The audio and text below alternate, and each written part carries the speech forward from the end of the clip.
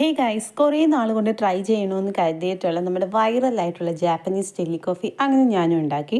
അപ്പം അതിനായിട്ട് ഞാൻ ഗ്ലാസ്സിൽ കുറച്ച് കാപ്പിപ്പൊടിയും പഞ്ചസാരയും പിന്നെ ജലാറ്റിൻ അനുസരിച്ച് വെള്ളത്തിൽ അലിയിച്ചിട്ട് ആ ഒരു മിക്സും കൂടി ഒഴിച്ചു കൊടുത്തു. ഇനി ഇതൊരു 15 to 20 മിനിറ്റ്സ് സെറ്റാക്കാൻ വെക്കണം. നന്നായിട്ടൊന്ന് മിക്സ് ചെയ്തിട്ട് വേണം വെക്കാൻ, എന്നാലേ മധുരമൊക്കെ ഒന്ന് ടോട്ടലി എല്ലായിടത്തും ആകത്തുള്ളൂ.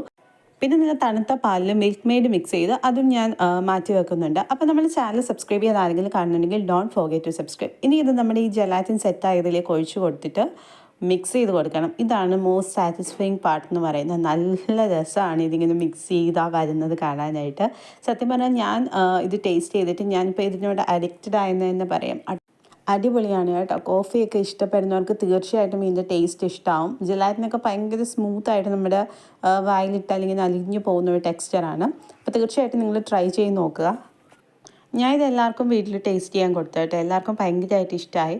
സിമ്പിളാണ്. നമ്മളെപ്പോഴും ചൂട് കോഫി കുടിക്കാൻ ഇഷ്ടപ്പെടില്ല. അപ്പം തണുപ്പായിട്ട് എന്തെങ്കിലും കുടിക്കാൻ തോന്നുമ്പോഴേക്കും നമുക്കിത് ട്രൈ ചെയ്യാം. അപ്പോൾ അത്രയേ ഉള്ളൂ. See you next video. Bye guys.